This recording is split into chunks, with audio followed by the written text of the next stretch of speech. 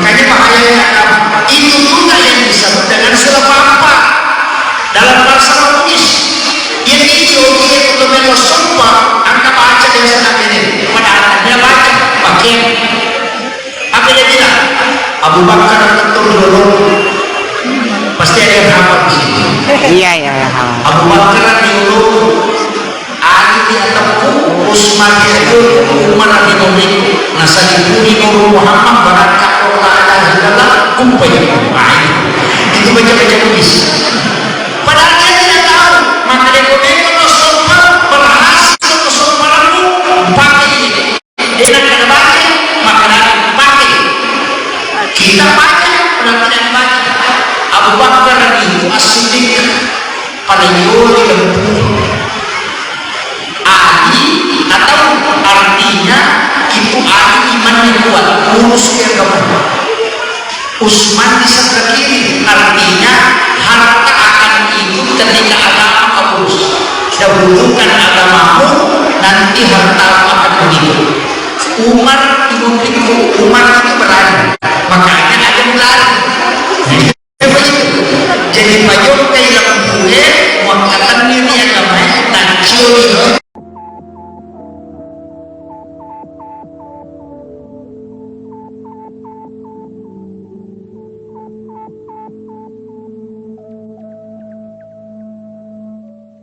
ومولانا وحبيبنا وشفيعنا وعلى آله وأصحابه وصحابته أجمعين. اللهم صل على سيدنا محمد طب القلوب ودوائها وعافية الأبدان وشفائها ونور الأبصار وضيائها وعلى آله وصحبه وسلم. Yang kami muliakan Bapak Wakil Ketua DPD RI Bapak Dr. Haji Mahdudi STM,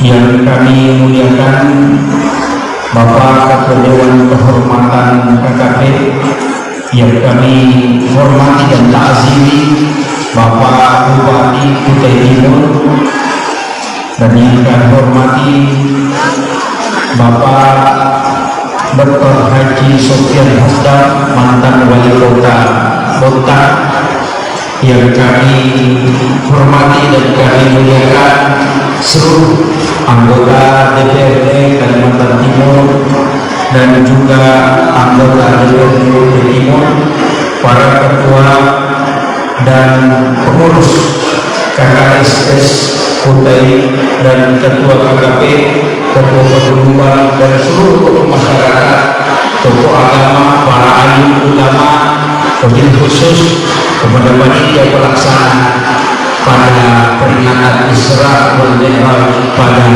malam hari ini. Sebenarnya saya malam ini sangat bersyukur, walaupun pas Bapak Bupati saya sampaikan pas masuk ke Sangatta saya kaget karena sopir yang mengantar saya kasih tahu saya, Pak Ustaz, kita singgah menikmati janda. Saya bilang, wah ini persoalan ini.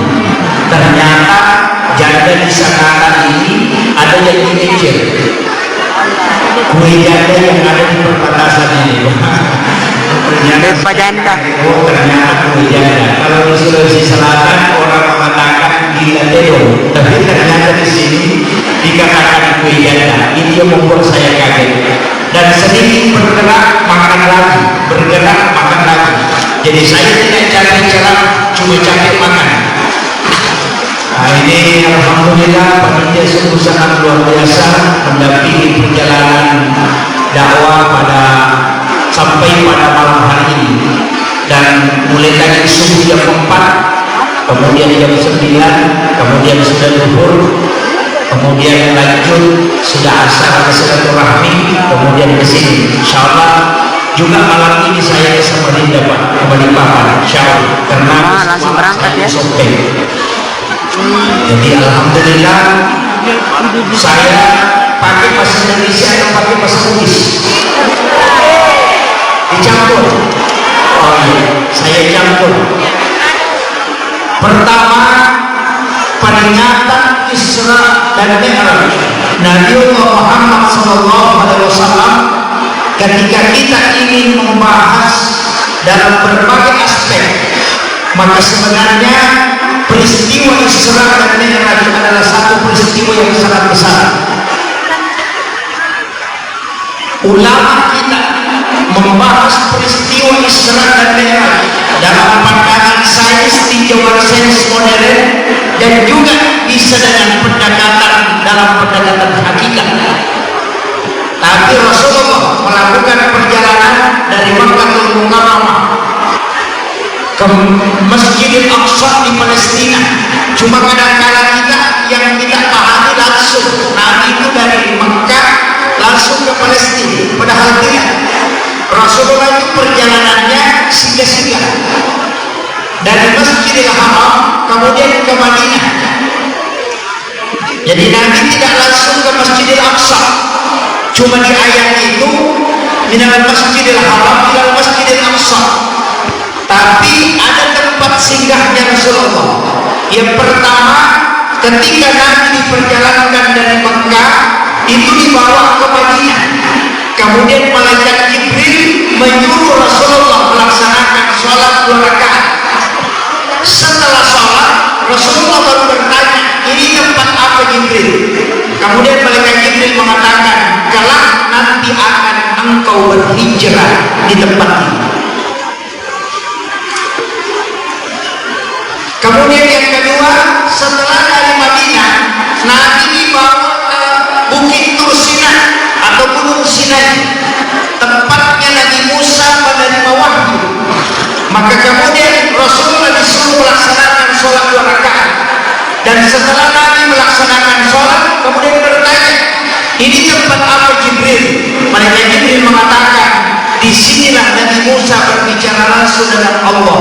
Wa qallama Allah Musa taklima. Dan disinilah Nabi Musa menerima wahyu. Kemudian Rasulullah melanjutkan perjalanan, dibawa ke Baitul Lahmi atau dikenal dengan Bethlehem.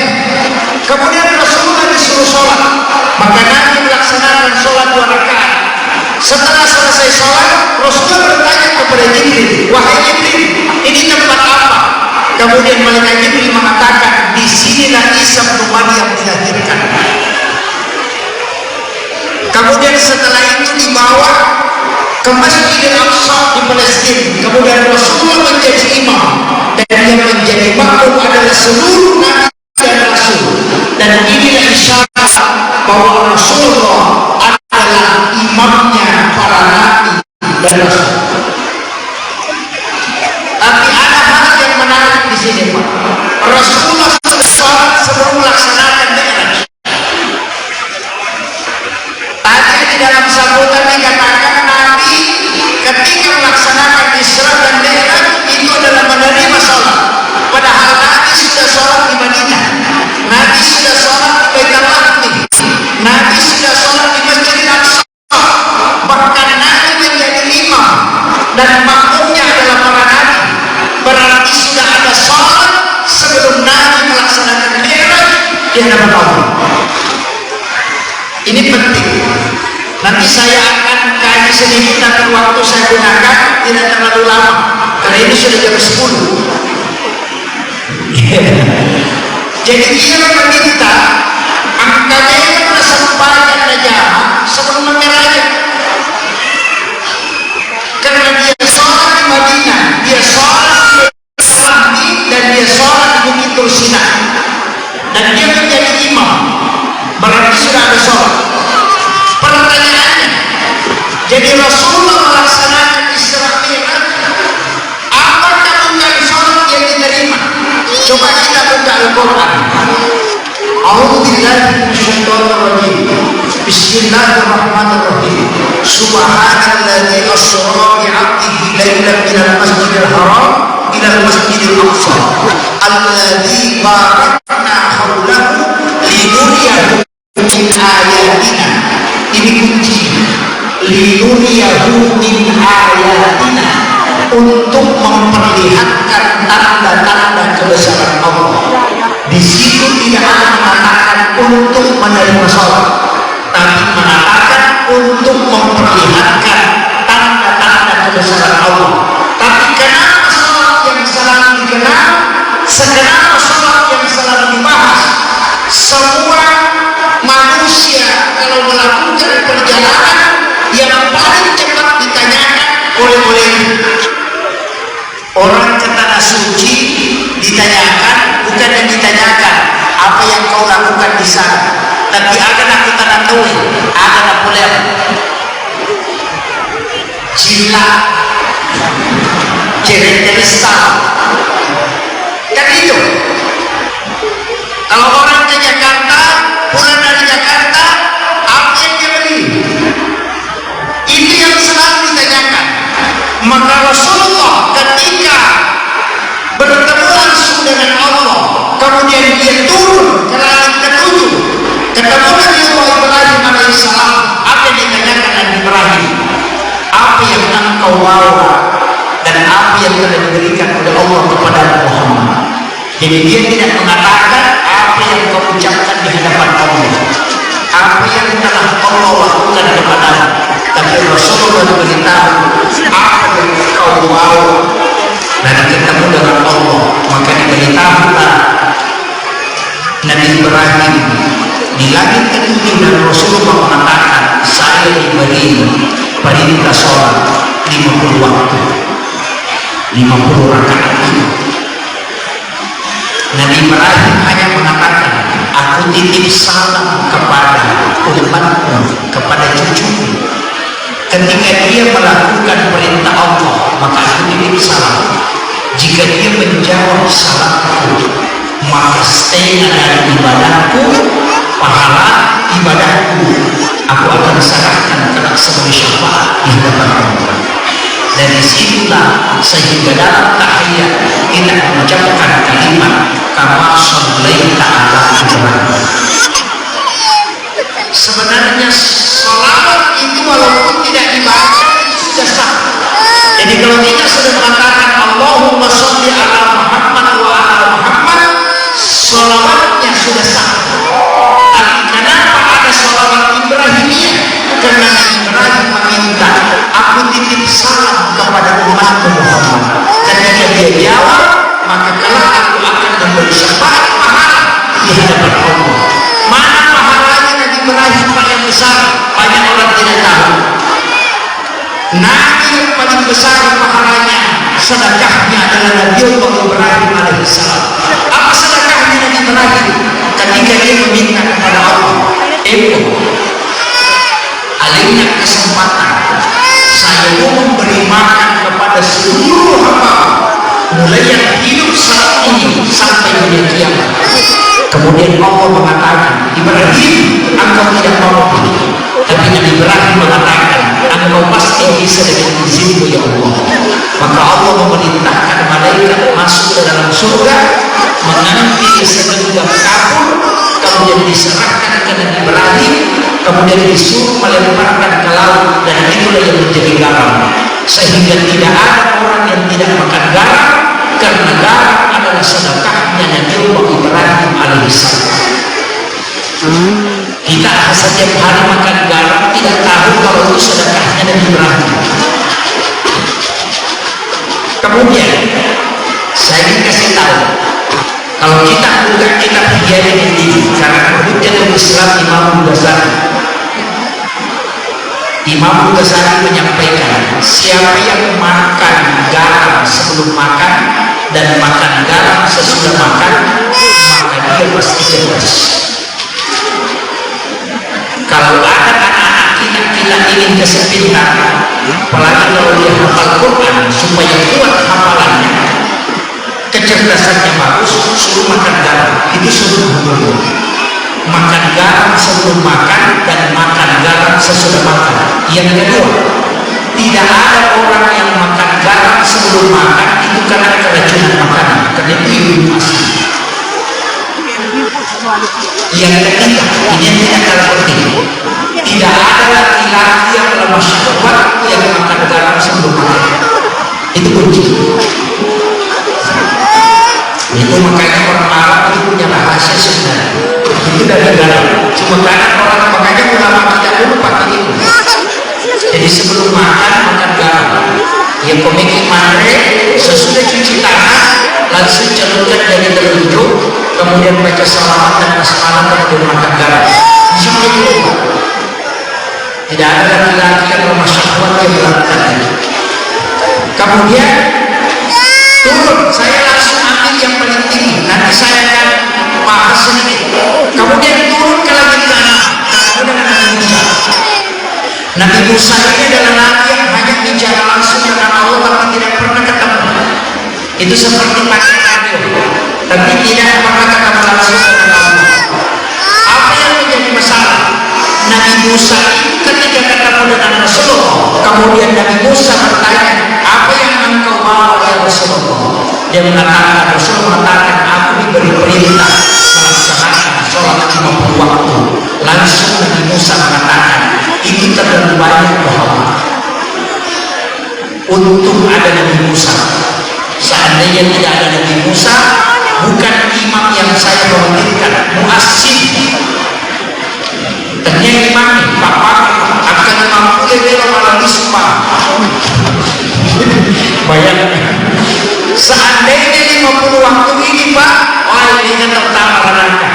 Karena yang 5 saja ini di bawah waktu ini banyak yang melanggar, apalagi 50. Maka Nabi Musa meminta, ya Muhammad, kau minta kepada Allah supaya dikurangi. Dalam riwayat Rasulullah berulang-ulang dikurangi 5 sampai tinggal 5. Nabi Musa mengatakan, naik lagi Muhammad minta. Nabi Rasulullah mengatakan tidak. Setiap saya satu kali naik dikurangi 5. Ini tinggal 5. Kalau saya naik berarti habis. Saya buka di dalam kitab tasawuf. Ternyata Nabi Musa tidak punya kepentingan mengurangi jumlah rakaat sholat, tidak punya kepentingan. Tapi kenapa dia minta Rasulullah berbolak-balik?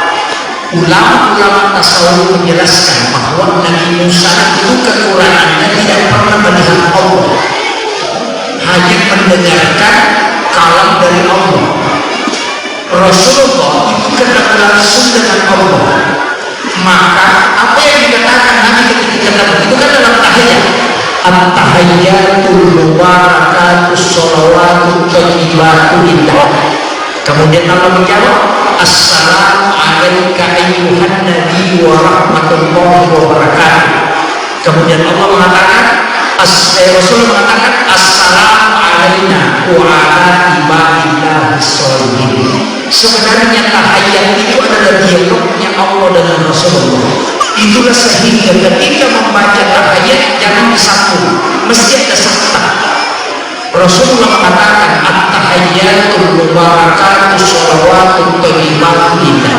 Kemudian Allah mengatakan, assalamu alayka ayyuhan nabi wa rahmatullahi wa barakatuh. Kemudian Rasulullah menjawab, assalamu alayna wa ala ibadillahis sholihin. Karena Quran baca itu perlu satu-satu, atau Quran Rasulullah ini jadi masalah. Itu ada sabta di sini. Bedakan kalam Allah dengan kalamnya Rasulullah. Kenapa Nabi Musa meminta Rasulullah mengurangi? Sebenarnya Nabi Musa tidak ada kepentingan, hanya saja dia melihat nurnya Allah di wajahnya Rasulullah. Ini hakikatnya. Nah, sebab dengannya kasih untuk Allah Ta'ala Nabi Musa, maka dia melihat nurnya Allah di wajahnya Rasulullah. Itulah sehingga Nabi Musa ketika Nabi panggil, apa dia katakan? Ahmad Ruhullah, Muhammad Habibullah. Coba kalimat inilah yang dibaca ketika khatib duduk di mimbar untuk mengambil khutbah kedua pada khutbah Jumat. Kita meletakkan tangan kanan di atas sebelah kiri, kemudian mengucapkan kalimat Ahmad Ruhullah, Muhammad Habibullah untuk mendapatkan nur syafaat Rasulullah dalam dunia. Ini yang dipakai ulama kita. Jadi pendek saja. Dia mengatakan Ahmad Ruhullah, di dalam nurnya Muhammad saya melihat nur Allah. Kemudian dia mengatakan Muhammad Habibullah. Karena Rasulullah itu ada dua, ada Ahmad, ada Muhammad. Kalau orang Bugis Sindra pasti tahu, yang pernah belajar bahasa.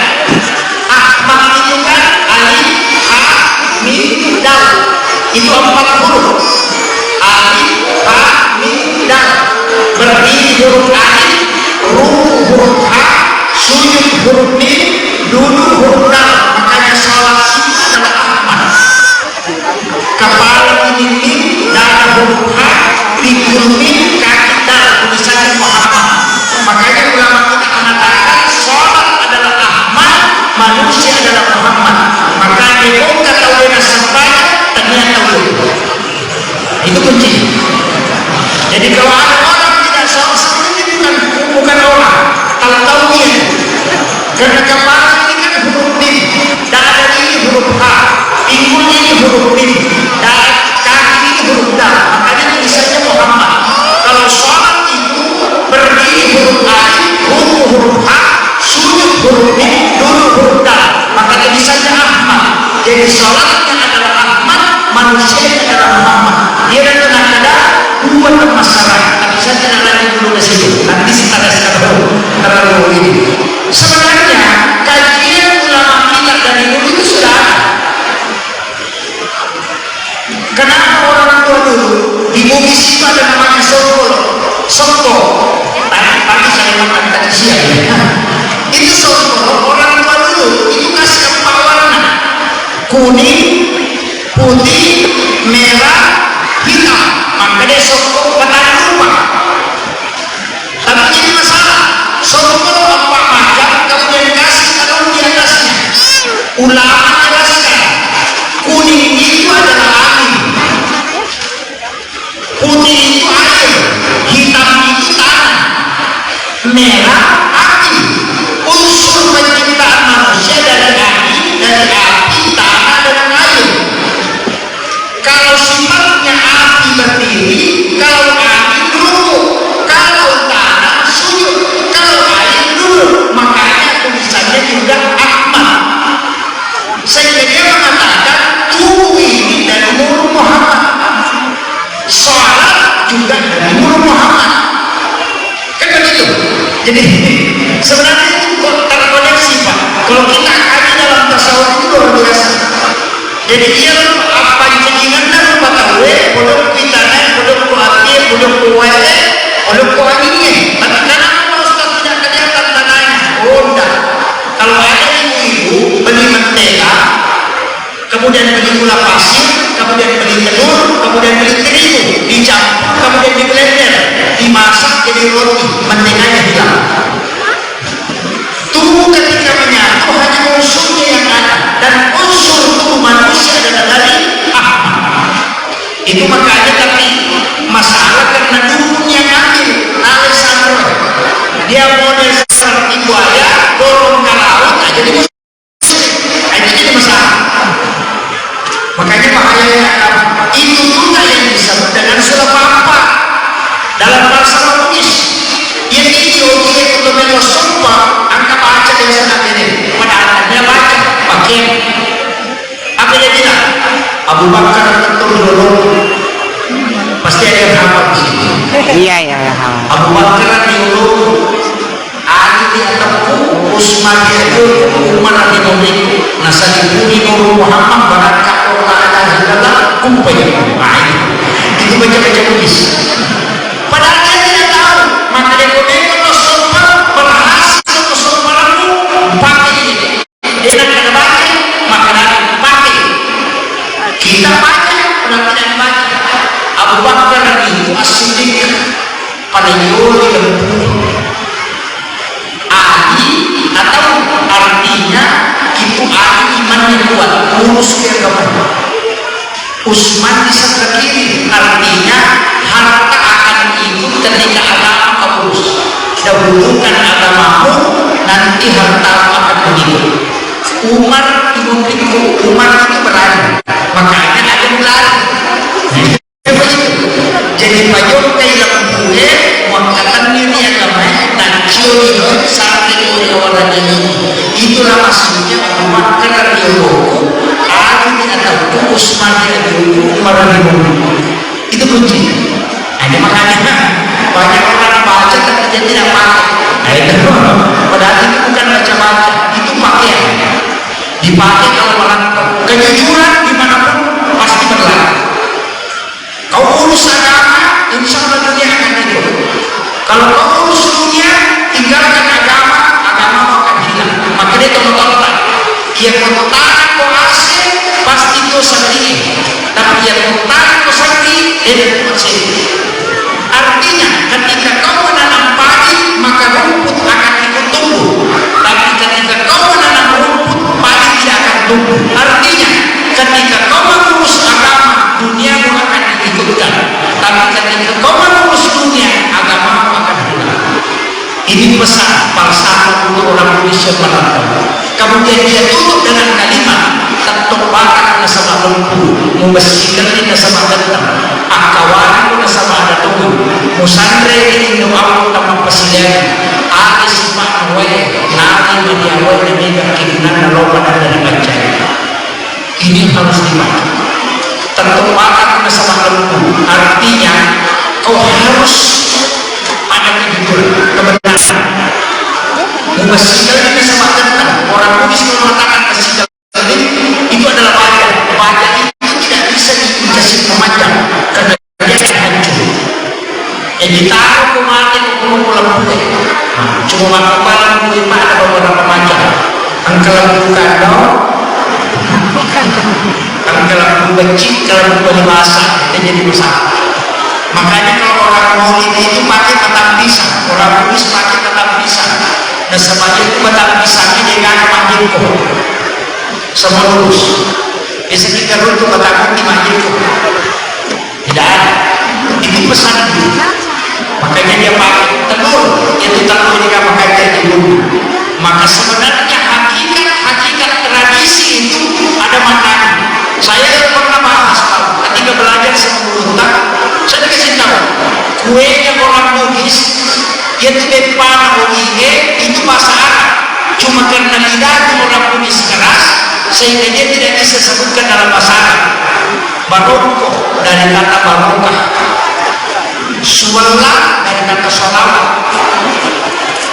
al-katiri sholat maka ini katiri salam, al-katiri bindin maka ini katiri mandi, maka dari kosong ini roti kawan har maka ini pasuk.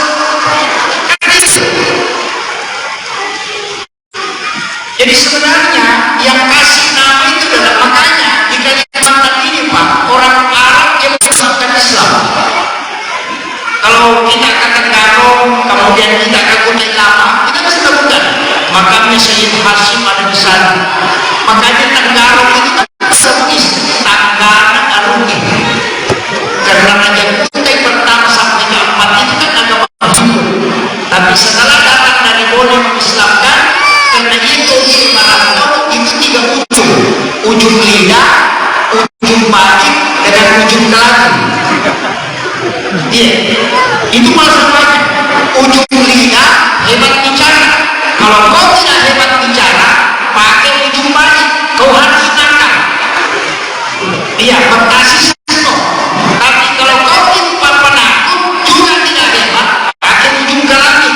Cari bangsawan, kau nikahi, maka engkau akan menjadi bangsawan. Itu falsafah. Orang pinggir harus tahu.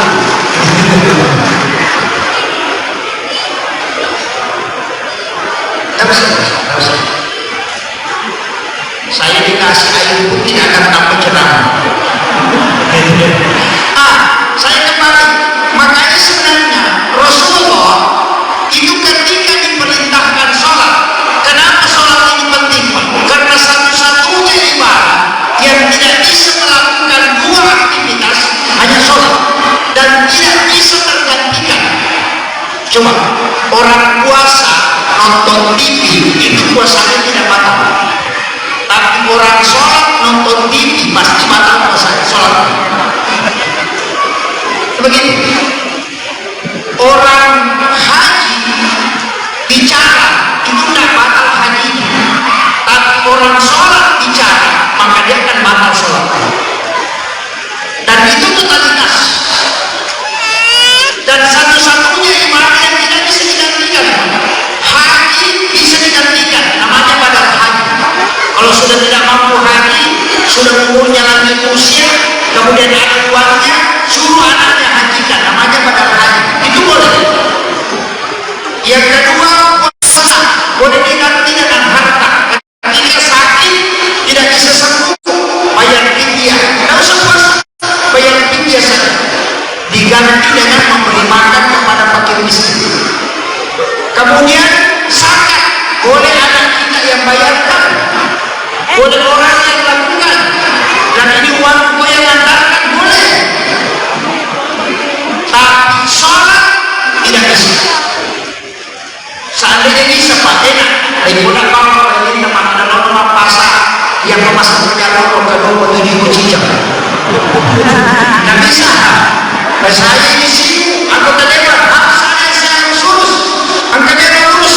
Kau istrinya dia suruh, kau sholat dulu 2 kali, kasih saya 1. Itu tidak bisa. Kemudian tidak ada istilah boleh ditinggalkan, tidak boleh. Kau tidak bisa berdiri dulu, tidak bisa dulu, mari, tidak bisa dulu, mari, pakai isyarat, tidak bisa pakai isyarat, pakai imam. Itu solusi karena sudah mati. Makanya sholat ini satu-satunya ibadah, dan satu-satunya ibadah yang memberi nilai ibadah yang lain hanya sholat. Makanya sholat itu nilainya 1, yang lain itu 0. Puasa 0, zakat 0, umrah 0, haji 0, zikir 0. Jadi kalau zikir, puasa, haji, sedekah 0 tambah 0 tambah 0 tambah 0 sama dengan 0. Biar seribu, kalau 0 tambah 0 tambah 0 tetap 0. Tapi kalau ada sholat nilainya 1. Kalau sholat baru sedekah, 1 tambah 0 itu sudah 10. Kalau zikir tambah 0 lagi jadi 100. Jadi nanti ada nilainya di belakang kalau mau sholat. Makanya Rasulullah mengatakan sholat adalah kunci segala kebaikan. Karena itu baru bisa bernilai. Jadi mereka sempadan puasa nih nolong, masuk zakat nih nolong, masih kiri nolong, tambah sisa nolong, tetap nolong. Dan kalau sudah sholat, itu penting. Makanya dari situ saya dikatakan dia bisa membayar karena sendirinya aja. Kemudian sholat ini bukan hujan, sholat di surga. Wah, ini makanya kalau bangun masjid, saya sering orang yang bangun masjid itu tidak ada jaminan masuk surga. Dia bangun masjid 100 itu tidak ada jaminan masuk surga. Karena hadis ini bilang, "Ma'bara masjid yang barallahu yang siapa yang membangun masjid di dunia maka akan dibangunkan istana di dalam surga. Nah, tidak mengatakan masuk surga, tapi dibangunkan istana di dalam. Kalau dia tidak sholat tidak masuk. Hati-hati aja. Di dalam saya sudah menyumbang masjid sudah masuk surga. Udah dijanji ada rumahnya. Tapi kalau tidak sholat, mohon maaf tidak bisa masuk karena kuncinya tidak pegang. Makanya saya kasih tahu pejabat harus sholat. Semua pejabat harus sholat. Kenapa sholat? Kalau judi sholat. Paboto asal pajak. Audasi asal pajak. Kenapa? Jangan mengatakan nanti saya jadi orang baik kalau mau sholat. Oh, jadi lupa. Kalau kau mati duluan dari mana? Kuncinya sholat. Nanti sholat yang dua kau jadi baik. Pasti mampang aja sama jangan. Iya. Kalau kau tidak sholat dulu pelanggaran. Yang pertama kau melanggar tidak laksanakan sholat. Yang kedua kau sudah berdosa.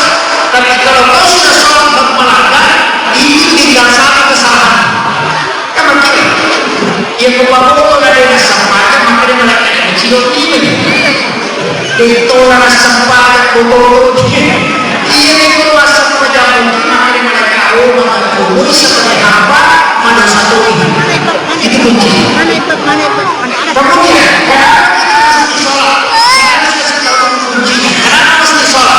karena satu-satunya ibadah yang memiliki dua dimensi hanya sholat.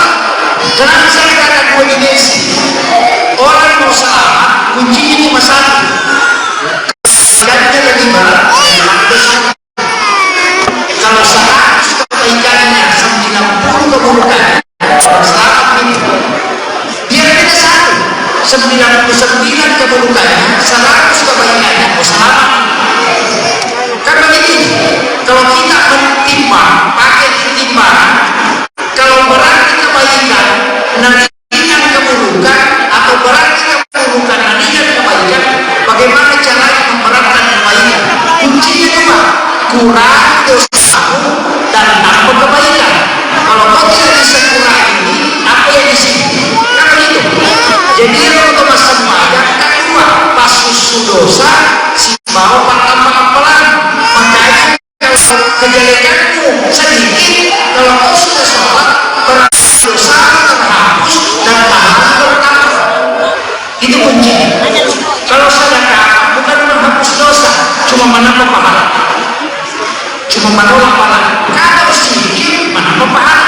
Tapi sholat dua fungsinya, menghapus dosa, menambah pahala. Makanya timbangan itu langsung terangkat kalau orang sholat. Ini kuncinya. Kemudian kita bicara sholat sedikit yang sering kita lakukan. Sebenarnya kalau orang sholat itu Pak sudah tidak marah-marah. Ini mas semuanya kita tidak macam cewek, mas semuanya kita tidak macam orang, mas semuanya kita tidak korupsi, mas semuanya orang sudah sholat itu tidak akan membuat jengkel. Maka bukan.